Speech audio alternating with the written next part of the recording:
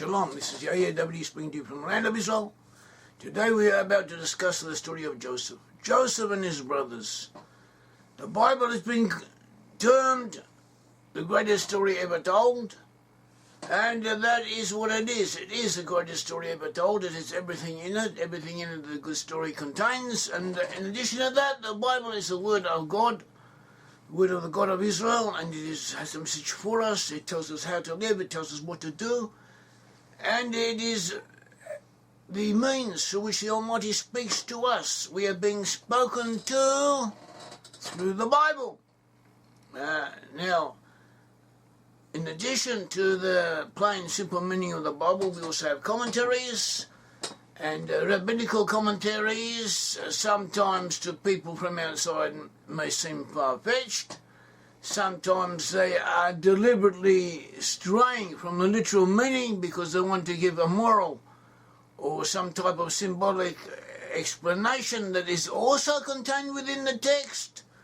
And at other times, the real literal meaning is only apparent thanks to these rabbinical commentators, thanks to them analysing the meaning of the Hebrew words, the nuances of the Hebrew language, that we are not always aware of, that we otherwise could not be aware of, that once they are pointed out to us we see them, and this gives us insights into what actually happened and what the Bible has told us, and deliberately expressed it in a way that only by delving into it, going into it more deeply than the superficial reading enables, only going into it much deeper than we otherwise would have done, can we understand what the story is. Now, the story of Joseph. Joseph was the son of Jacob. Jacob was the son of Isaac. Isaac was the son of Abraham. So we had the first Hebrew, Abraham, then Isaac, then Jacob. Jacob was renamed Israel. Genesis 32:28 and 35:10 tell us how Jacob was renamed Israel. So sometimes in the Bible, the name of Jacob is given as Israel, other times it's Jacob. In each case, there are reasons for it. At all events, Jacob had 12 sons. Jacob had 12 sons whom he begat from 4 wives. The 4 wives of Jacob were Leah and Rachel. Leah and Rachel were sisters. Then we had Bilhah, who was the handmaiden of Rachel, and Zilpah was the handmaiden of Leah. Rachel was the favourite wife of Jacob. The 2 sons that Jacob bore, the 2 sons that Jacob begat from Rachel were Joseph and Benjamin. His other 10 sons he begat from other of his wives.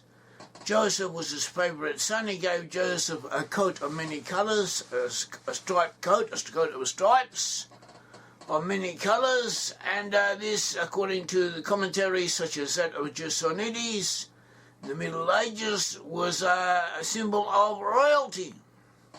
Because we also find Tamar, the daughter of David, later wearing the same type of coat, termed cotton and pasim, and this was, according to the commentaries, a symbol of royalty, and this was the coat that Joseph wore. And also Joseph had dreams. He had dreams that his brothers and the rest of his family would come and bow down to him, and because of this the brothers were jealous. And in addition to that, Joseph took bad tales about them to their father. He told bad things about him that evidently were mistaken. We are told in Genesis 37, these are the records of the generations of Jacob. Joseph, when 17 years of age, was pasturing the flock with his brothers while he was still a youth, along with the sons of Bilhah and the sons of Zilpah, his father's wives. And Joseph brought back a bad report about them to their father. Divrei is the Hebrew for bad report, and this expression connotes not only were the things that he said bad in themselves, but the report itself was bad. It was mistaken. So this is also a point worth remembering. And what he said about them, evidently he said bad things about them. And we understand that he implied that they were misbehaving, that they were doing bad things, that they were engaging in illicit sexual intercourse, they were eating forbidden food, meat that had not been slaughtered properly, and they were doing other things that the people of Jacob at that time had taken upon themselves as, one could say, pre-adumbrations of the law, which that would eventually promulgated in the time of Moses. In other words, even before the time of Moses, some of the laws that came into effect in the time of Moses were already in practice. And some of these laws, it was being alleged by Joseph, were not being maintained by the brothers. And this is not a simple matter. In addition, Joseph had these dreams of grandeur. He was only a younger brother, and he was having these dreams that all of his brothers would come and bow down to him.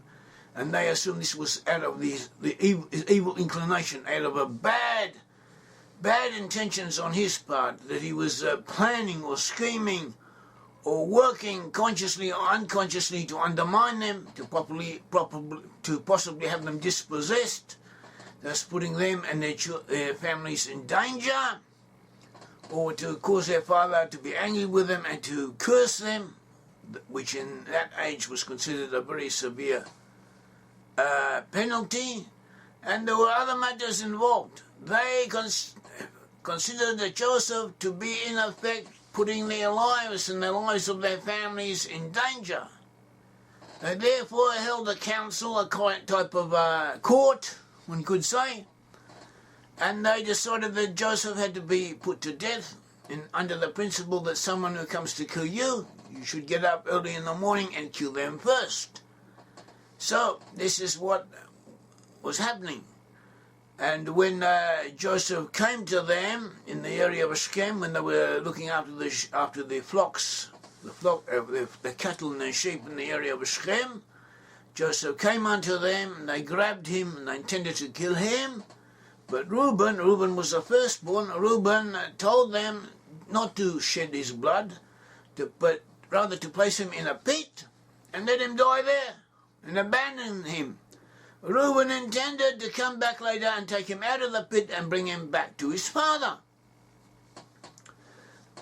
Meanwhile, apparently, Reuben went away, and the brothers sat themselves down to eat, and the caravan of Ishmaelites, Midianites, the Ishmaelites and Midianites intermixed with each other. A caravan of these Arab-type people came by, going down to Egypt. They were taking spices from the region of Gilead to the north-east of the Jordan River. That is Gilead, that was later to belong to the Israelite tribes of Manasseh. Gilead, it was a place known for its spices and its valuable condiments that grew there. So this caravan was bearing these spices down into Egypt. And so Judah proposed to draw Joseph out of the pit and sell him to these people going down into Egypt. And so they did. And then they took the garment of Joseph. They slaughtered a goat, ritually slaughtered a goat, and they dipped the garment of Joseph in the blood, and they brought it to their father, and they said, look, recognize this, do you recognize this? Is this the garment, the clothing of your son, Joseph? And Jacob saw it, and Jacob said, apparently a wild beast has killed him. And then he mourned for him, assuming that he had been killed. And apparently Reuben, who was not there, also thought that Joseph had been killed by his brothers, as we will see later. Anyway, so this is what was going on.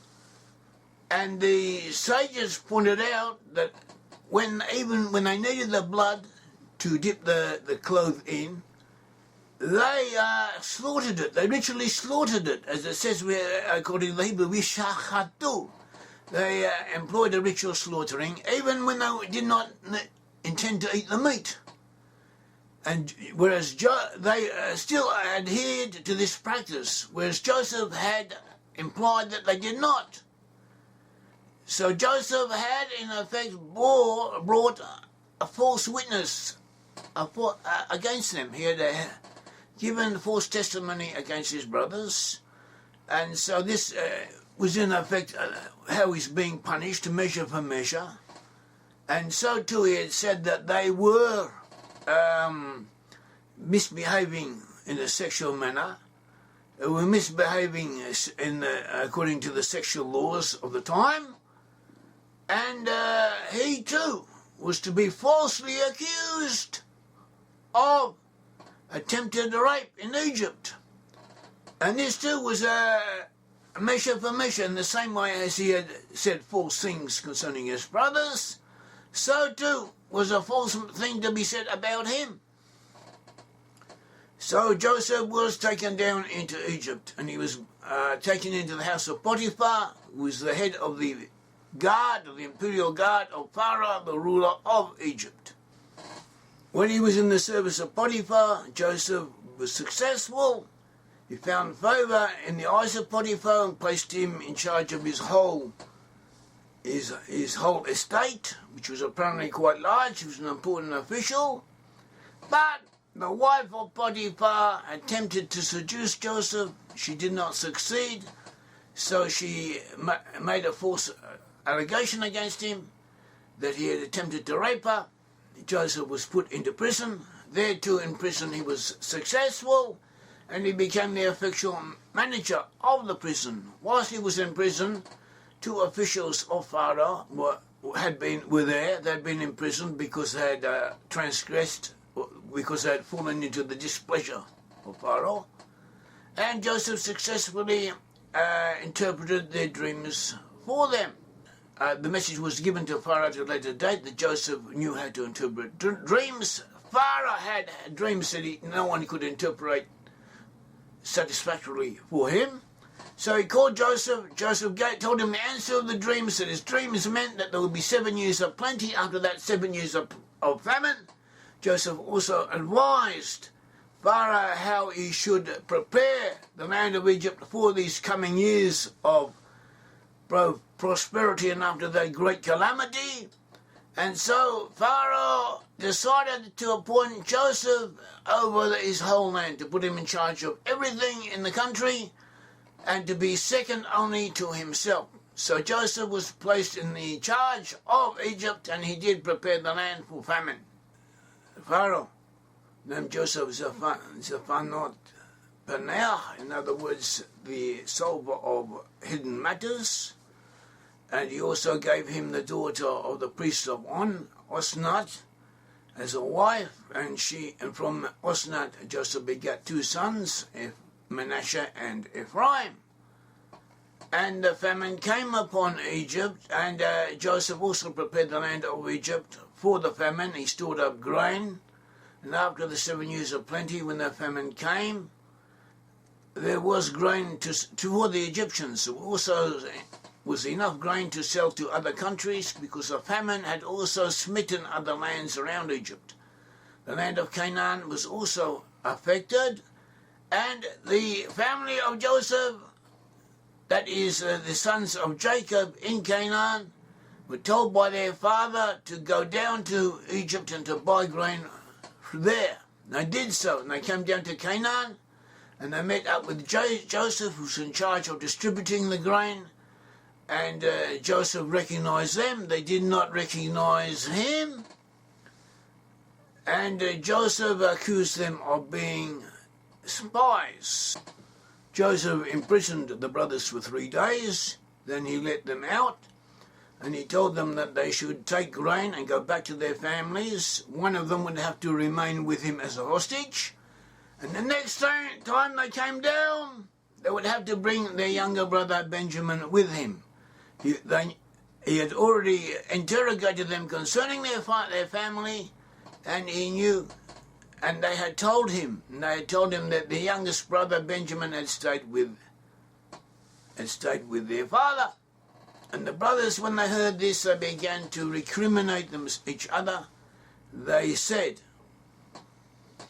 then they said to one another, in Genesis 42, verse 21 onwards, it says, and they said to one another, truly we are guilty concerning our brother, because we saw the distress of his soul when he pleaded with us, yet we would not listen. Therefore his distress has come upon us. Reuben answered them, saying, did I not tell you, do not sin against the boy? And you would not listen. Now comes the reckoning for his blood. From this last expression, now comes the reckoning for his blood, may be understood that Reuben believed that the brothers had killed Joseph, because that is the impression their father received. Reuben was not present when they sold him, and apparently they did not let him in. They did not tell him exactly what had happened, so he assumed this to be the case. The other brothers, when they recriminated each other, they did not express regret for the selling of Joseph. Rather, they expressed regret. They were sorry for not having mercy on Joseph when he was pleading with them.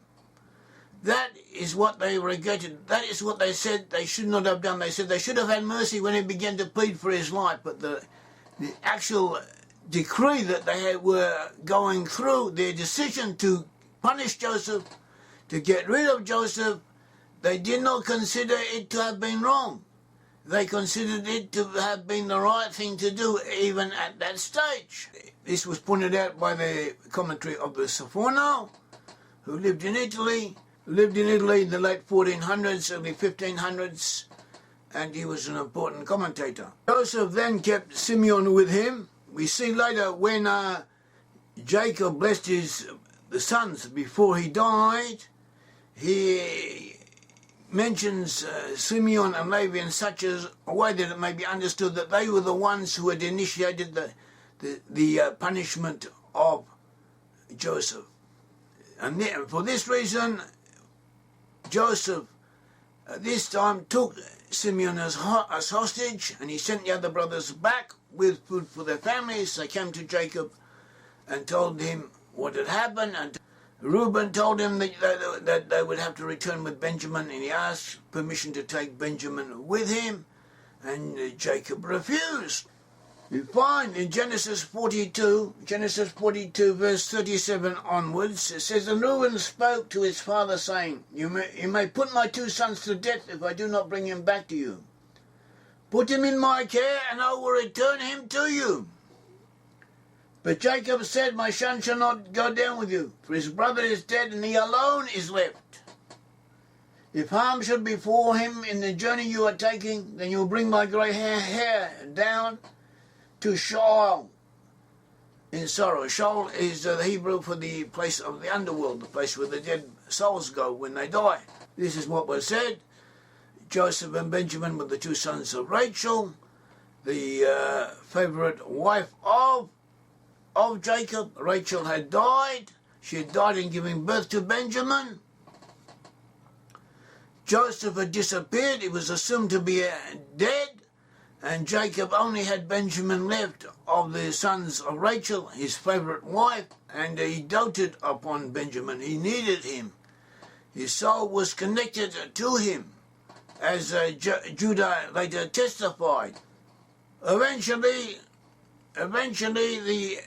they devoured all the grain that they had brought down from Egypt, and they had none left, and they would need more. They would need to go back to Egypt to bring more grain for their families to keep themselves alive in this time of famine, and Benjamin would have to go with them. So this time Judah spoke to Jacob, saying, Genesis 43 verse 8 onwards, Judah said to his father Israel, send the lad with me, and we will arise and go, that when we live and not die, it's a case of living and not dying, we will live and not die, Judah said, we as well as you and our little ones, I myself will be surety for him. You may hold me responsible for him. That is, you may hold me responsible for Benjamin, who would have to come down with us. If I do not bring him back to you and set him before you, then let me bear the blame before you forever. For if we had not delayed, surely by now we could have returned twice. So this time Jacob let them take Benjamin with him, and they went down to Egypt. And then they came to Egypt, and they met Joseph. And Joseph framed Benjamin. He put his personal chalice, his cup, which had special qualities. This special cup of his, he hid it in the bag, in the sack of Benjamin. And then he accused Benjamin of being a thief, and that Benjamin would have to remain as a slave for him. Judah protested.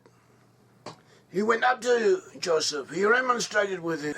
He described how he had persuaded their father to allow Benjamin to come down with him, and that if Benjamin did not return, it would cause a disaster unto him and to everyone else. He said in Genesis 45, this it came about when we went up to your servant my father. We told him the words of my Lord. Our father said, go back, buy us a little food. But we said, we cannot go down. If our youngest brother is with us, then we will go down. For we cannot see the man's face unless our youngest brother is with us. Your servant my father said to us, you know that my wife bore me 2 sons, that is, that Rachel bore him 2 sons. And the one went out from me, and I said, surely he is torn to pieces, that is Joseph. And I have not seen him since. If you take this one also from me, and harm befalls him, you will bring my grey hair down to Sheol in sorrow. Sheol was the place where the dead souls sojourn. Now, therefore, when I come to your servant my father, and the lad is not with us, since his life is bound up in the lad's life, when he sees that the lad is not with us, he will die. Thus your servants will bring the grey hair of your servant, our father, down to Sheol in sorrow. For your servant became surety for the lad to my father, saying, if I do not bring him back to you, then let me bear the blame before my father forever. Now therefore please let your servant remain instead of the lad a slave to my lord. That is, Judah was offering himself to become a slave to Joseph. And let the lad go up with his brothers. And he was begging Joseph to let Benjamin return with his brothers to their father. And Judah continues, for how shall I go up to my father if the lad is not with me? For fear that I see the evil that would overtake my father. Rabbi Moshe David Valley, 1697 to 1777, and from Padua, Italy, he commentated on this, and he observes that Judah had first suggested selling Joseph as a slave. Now he could atone for it by accepting the penalty of becoming a slave himself. That is, Judah, by offering to become a slave instead of Benjamin, and serving as a slave instead of Benjamin, he would atone for having sold Joseph as a slave previously. At least he would have done something to rectify the damage, or to alleviate the damage he had caused. In other words, in Judah's eyes, this would be measure for measure. Following this declaration of Judah, Joseph revealed himself to his brothers, as we find, where it says, then Joseph said to his brothers, I am Joseph. Is my father still alive? But his brothers could not answer him, for they were dismayed at his presence. And Joseph said to his brothers, please come closer to me. And they came closer, and he said, I am your brother Joseph, whom you sold down to Egypt. Now do not be grieved or angry with yourselves, because you sold me here, for God sent me before you to preserve life. For the famine has been in the land these 2 years, and there are still 5 years in which there will be neither ploughing nor harvesting. God sent me before you to preserve for you a remnant in the earth, and to keep you alive by a great deliverance. Now therefore it was not you who sent me here, but God. And he has made me a father to Pharaoh, and head of all his household, and ruler over all the land of Egypt. Hurry and go up to my father and say to him, thus says your son Joseph, God has made me ruler of all Egypt. Come down to me, do not delay. You shall live in the land of Goshen. and you shall be near to me, you and your children and your children's children and your flocks and your herds and all that you have. There I will also provide for you, for there are still 5 years of famine to come. And you and your household and all that you have would be impoverished. Behold, your eyes see, and the eyes of my brother Benjamin see. That is my mouth which is speaking to you. Now you must tell my father of all my splendor in Egypt, and all that you have seen, and you must hurry and bring my father down here. Then he fell on his brother Benjamin's neck, and he wept. And Benjamin wept on his neck. He kissed all his brothers and wept on them. And afterwards his brothers talked with him. So they were reconciled. They had met up with Joseph, and Joseph had spoken well unto them, told them who he was, and told them to go down to their father and tell him what happened, to bring him and all his household and all of the extended family and everyone belonging to them, that they should all come down into Egypt, and he will settle them in the land of Goshen, which was placed on its own segregated area for themselves to the east of the Nile Delta, and there they should be secure, and they would receive the provisions from Joseph, and they would need to do so in order to stay alive, because the famine was going to continue for a good number of years. And if they did not do that, they would be in danger. And he wept on his brothers, and he embraced them, and they talked unto him, and the reconciliation was affected. And so this happened. Jacob received word. They went to Jacob. He did return with all of his family. We are told in Genesis 46 of all the 70 men, males, who came down together with their families and everyone about them. They all came down into Egypt, and there's a list of all the tribes and the sub-tribes. And these later all became important entities in their own right. They're important for an understanding of the Bible, biblical prophecy, as we have explained it on other occasions. So this is what occurred. Jacob blessed Joseph, and he blessed the sons of Joseph, Ephraim and Manasseh. And then before he died, he blessed all of the tribes. And then he passed away, as we find in Genesis 49.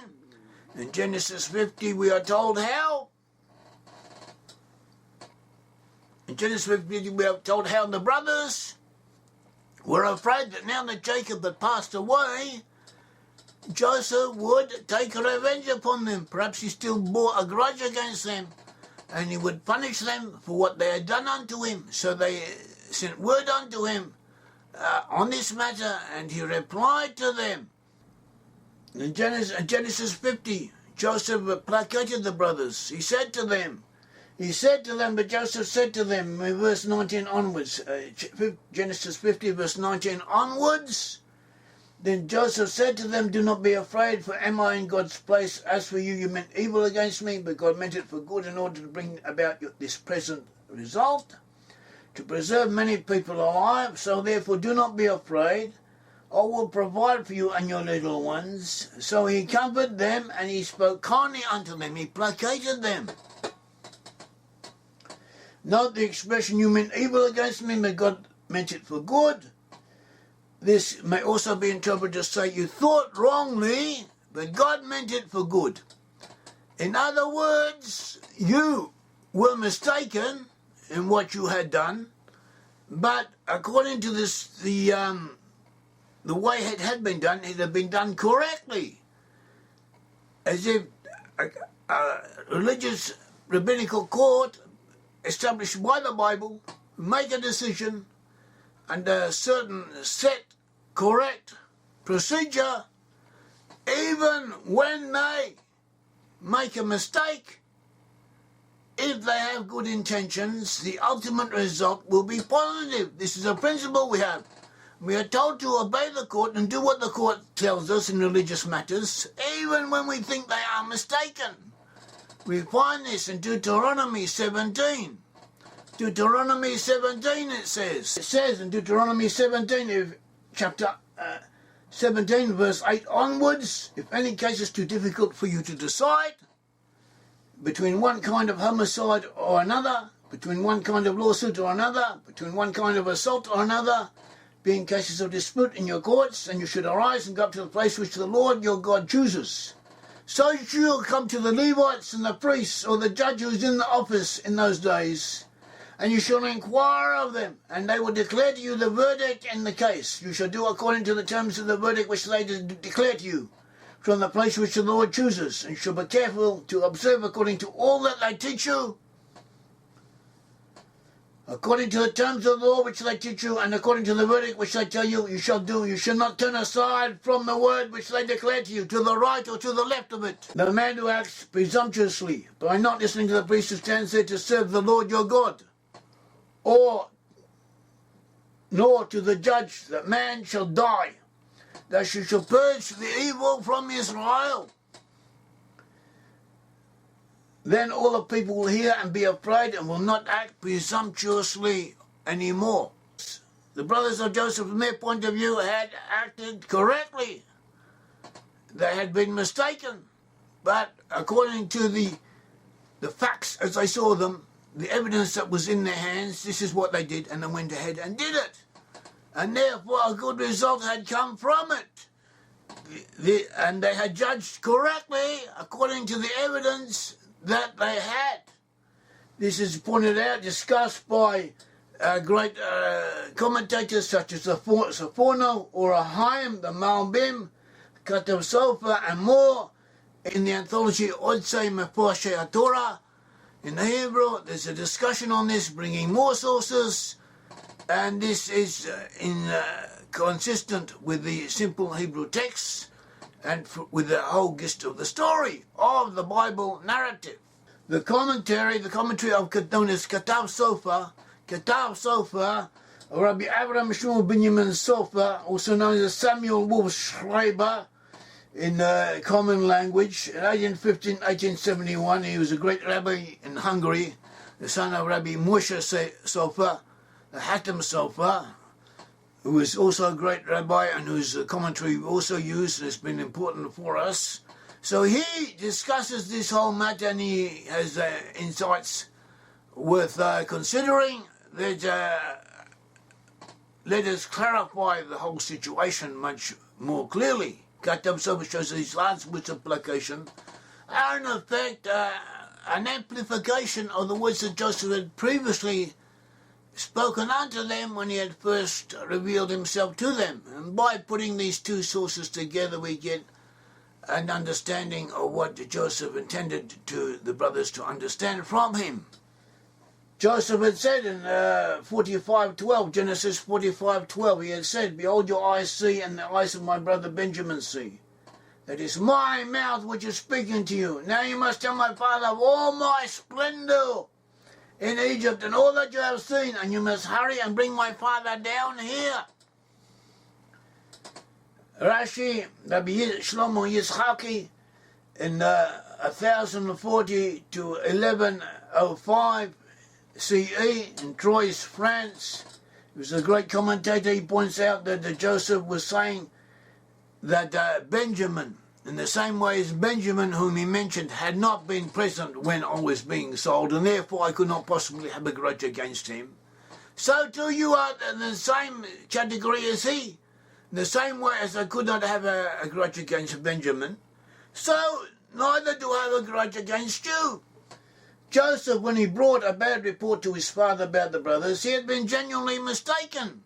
He had thought they were doing bad things, they were not acting correctly, and he had intended to induce them to repent, to correct their ways.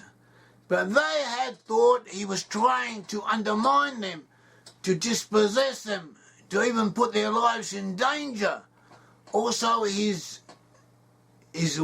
bearing, his dreams. Remember, he was only a boy at this stage. His dreams that he had of his brothers bowing down to him and so on, that rankled with them, and they thought it was an expression of an inner evil impulse of a desire on his part to take their place, to take over from them, to rule over them. And so Joseph was referring to this. Joseph stresses that he is ruler over the land of Egypt. He is in effect saying that the dreams that he had of grandeur were a type of prophecy. And they have indeed come to pass. He is a ruler, and other people are bowing down to them. They are bowing down to them. He has power over Egypt. He is a ruler over Egypt. He is a ruler of them. And it is not a bad thing. Because of this, he is saving many people. He's keeping many people alive. And he's also able to help them and to keep them alive. It is for their benefit. And it was not, the dreams were not because of lack of fraternity, because he wanted to do something bad to them, to demote them. They came to him from above. That is what Joseph was saying, and he stresses that he is now ruler over Egypt, and he is enjoying splendor and power, and he is keeping people alive and able to keep them alive through this power. The Katav Sulfur, he puts the case in his own words. He says, it is my mouth, that is Joseph is saying, my mouth which is speaking to you. As Joseph said in Genesis 45:12, it's my mouth which is speaking to you. It was within my ability to make everything that happened known. From out of a feeling of fraternity, I did not do so. In other words, he could have told Jacob what was happening. We'll go back to this point in a minute. And at all events, this is what Joseph is telling our brothers, or hinting to them, or especially imparting to them. He says, from out of a feeling of fraternity I did not do so. In truth, I am Joseph, your brother, whom you sold down to Egypt. That is, I am acting towards you like a brother should. You sold me. I went down to Egypt. You did wrong unto me. Nevertheless, I have the feelings of a brother for you. Now do not be grieved or angry with yourselves, because you sold me here. For God sent me before you to preserve life. See, as he said, Genesis 45:5. If you had not done righteously as far as you understood, a good result would not have come from this. And a good result has come from this, is what Joseph is emphasizing. A good result has come from all this.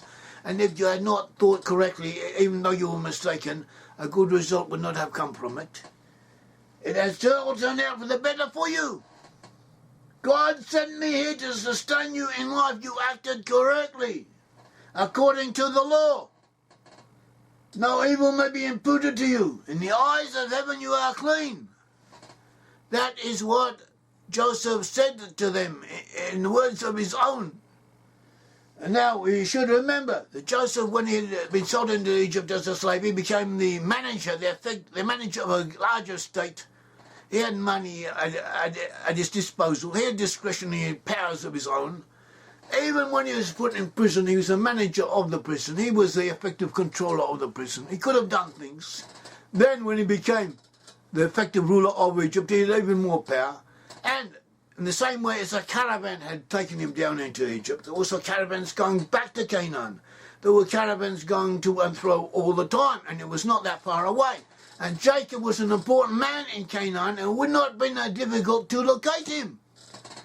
Joseph could have sent word to Jacob, and Jacob would have come down with money before when he was a slave, and paid and redeemed him and taken him back to Canaan. Or afterwards, when Joseph became ruler of the land, Jacob could have come down and met him, and everything that they had done would have been revealed to Jacob, and then Jacob would have been liable to curse the brothers or be angry with them, and it would have gone wrong for them. So therefore, Joseph kept silent until now. Joseph could not speak, he could not reveal himself until now when it is apparent, clear to everyone, black on white, no doubt about it, that the results of what had been done to him had turned out for the better. And the brothers had, even though they had been mistaken, they had good intentions, correct intentions. And we see this by the results. And therefore, Jacob cannot be angry with them, because what they had done had, in the long run, turned out for the better for him, for his family, and for everyone else. Now, at this stage, it was possible for Joseph to reveal himself, to be reconciled to his brothers, to bring them down to Egypt, and to bring Jacob down to Egypt, and all of their children and their grandchildren, their great-grandchildren in some cases, they already had some great-grandchildren, to bring them all down into Egypt and settle them in the land of Goshen, and to feed them and look after them and to save their lives. So this is what was done. So there are more along these lines, but it helps us understand what happened, puts everything in a different perspective and a more positive light. May the Lord God of Israel bless you and help you. Thank you.